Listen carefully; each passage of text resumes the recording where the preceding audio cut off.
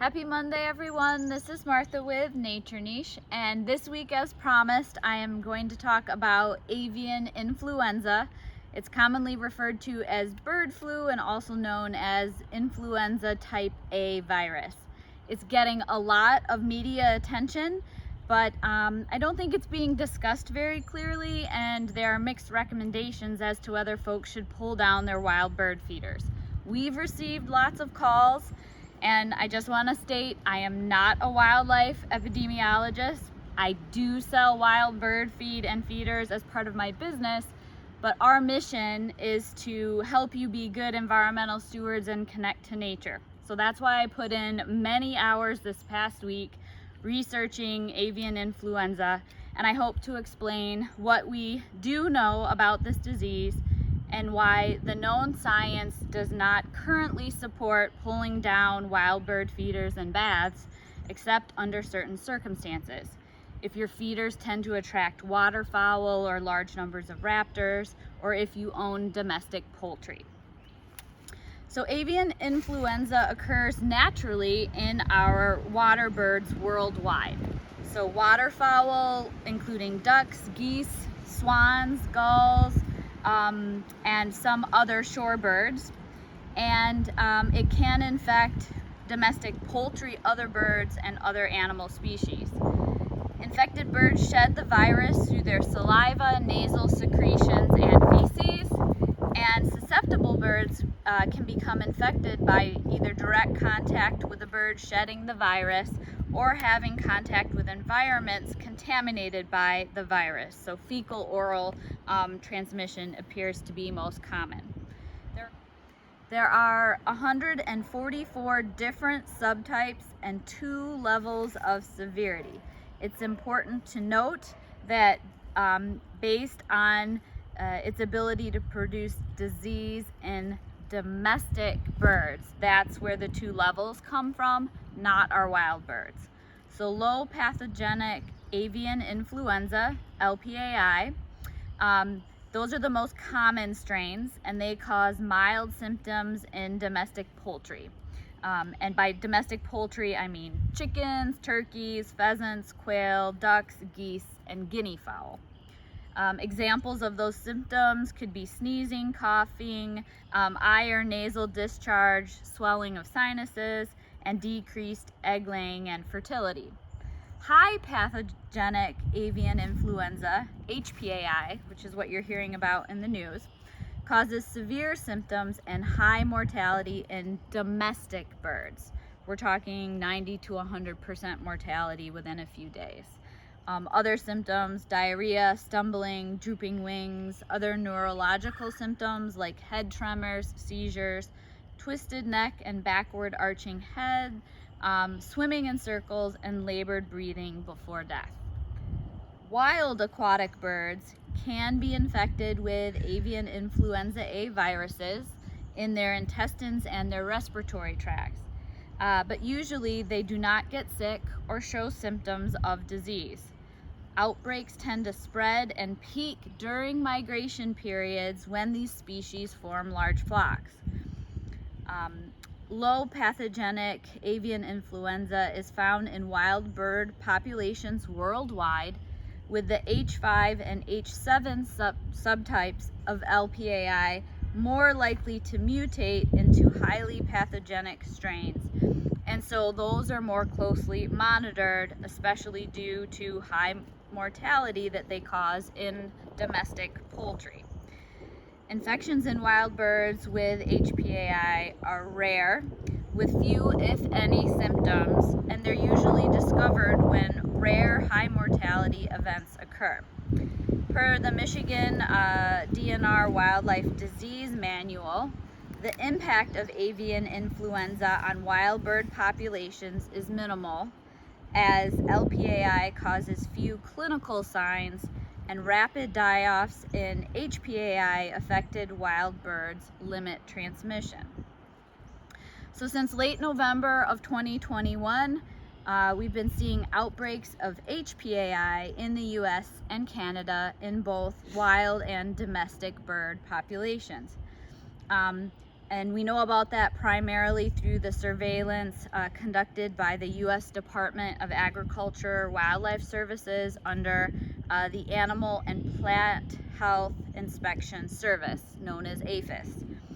As of April 24th, 2022, there have been 763 HPAI detections in wild birds across the United States, comprising approximately 35 species, including waterfowl, shorebirds, raptors and scavengers, so species of hawks, eagles, owls, vultures, and one American crow in North Dakota.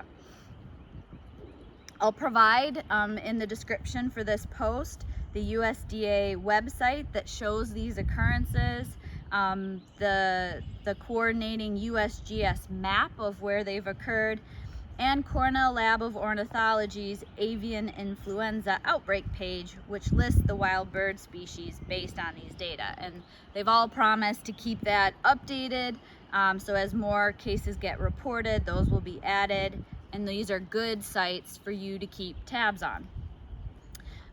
In Michigan, HPAI infected birds have included Canada geese, tundra swans, and mute swan and snowy owls. In the domestic realm, some non-commercial backyard flocks and pet parrots. An important point: not all types of birds are affected equally by avian influenza. Waterfowl often carry and transmit the disease, but rarely get sick.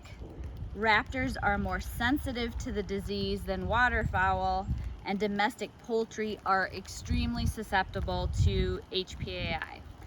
I'm currently seeking clarity about the corvids, things like blue jays, crows, and ravens.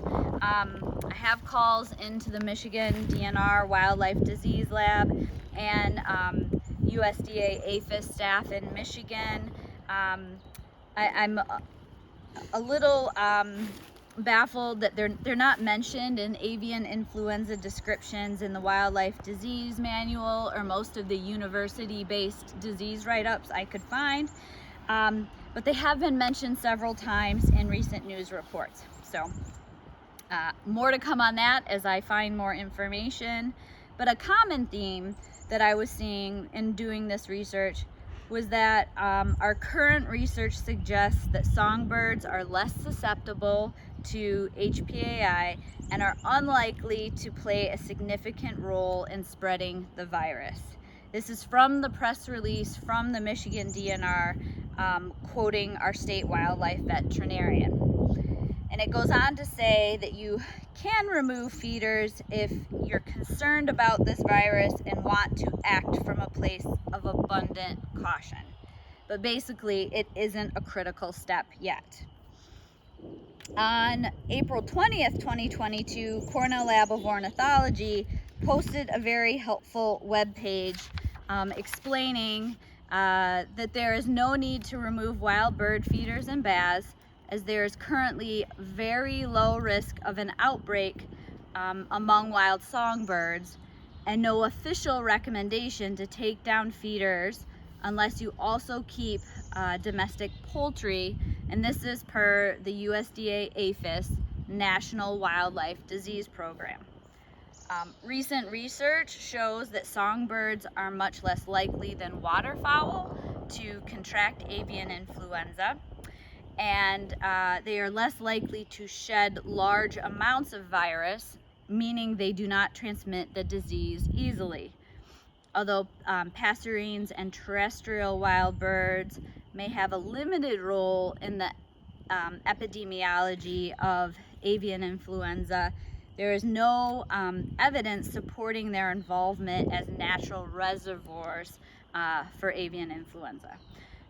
So for these reasons, it is unlikely that bird feeders will contribute to an outbreak among songbirds.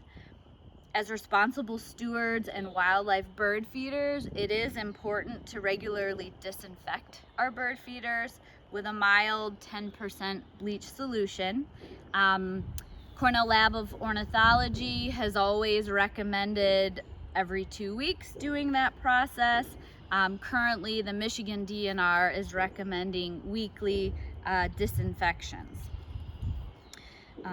It's important that we keep seed and feces associated with our bird feeders raked up and cleaned up from beneath those feeders, and to report any unusual or unexplained wild bird deaths to your local wildlife agency.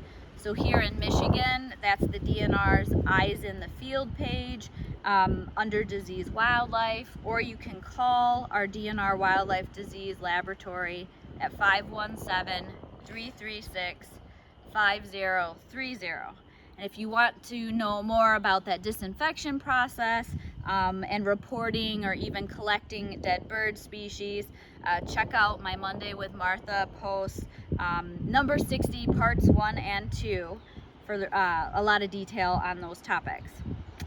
And remember, we don't want to congregate waterfowl, shorebirds, raptors, or scavengers with our wild bird feeding practices because of what's going on with avian influenza, especially near domestic poultry flocks. So let's focus on our songbirds and make sure we're feeding them responsibly. A couple other important notes: if you keep domestic poultry, I know some of my bird feeding customers also have backyard chickens.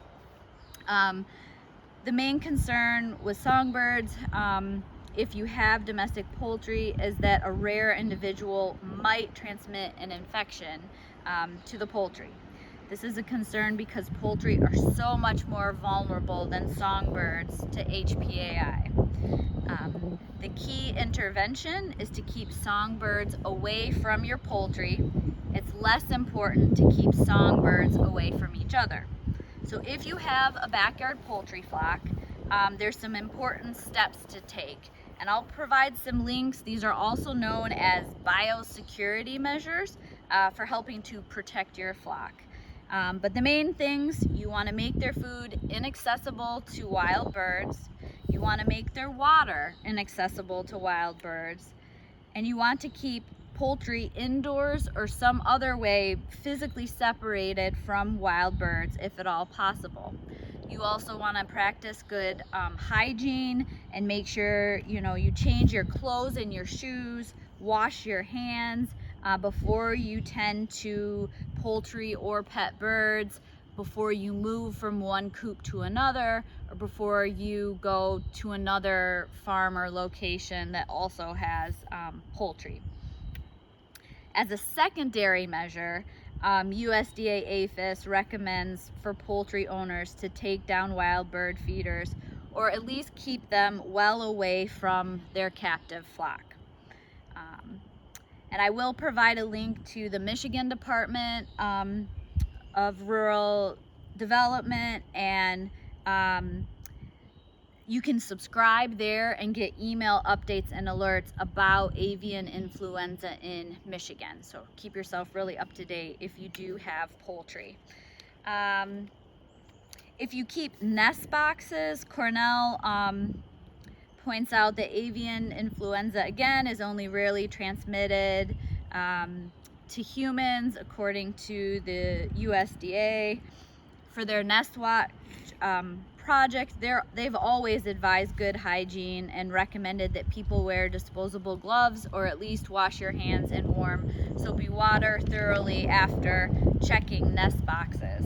Again, most birds that use nest boxes are songbirds, which are at low risk for contracting or transmitting avian influenza. If you monitor waterfowl nest boxes, so boxes for wood ducks, common merganser, Canada goose as examples, we suggest that you wear gloves, change or wash those gloves between nest boxes, and wear a mask when cleaning out the boxes, and change your clothes and footwear before visiting any domestic poultry.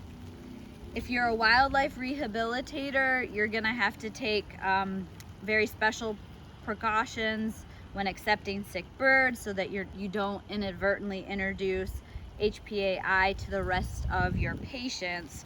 I honestly think that might be a great way if you're concerned about AI to help support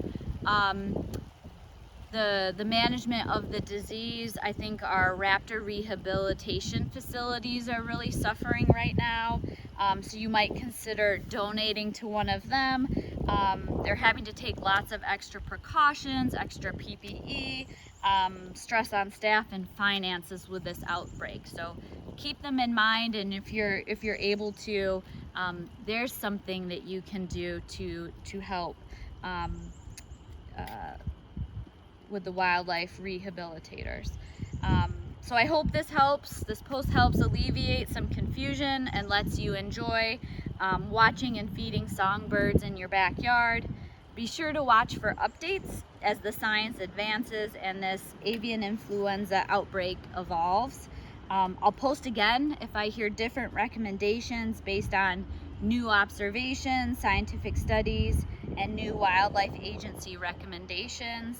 And I think big picture, this is just another reason to keep us focused on improving natural habitat and natural food resources for our wild birds. For my local customers, stay tuned for more info on our 3 native plant sales and some in-person workshops coming this growing season. Have a good week.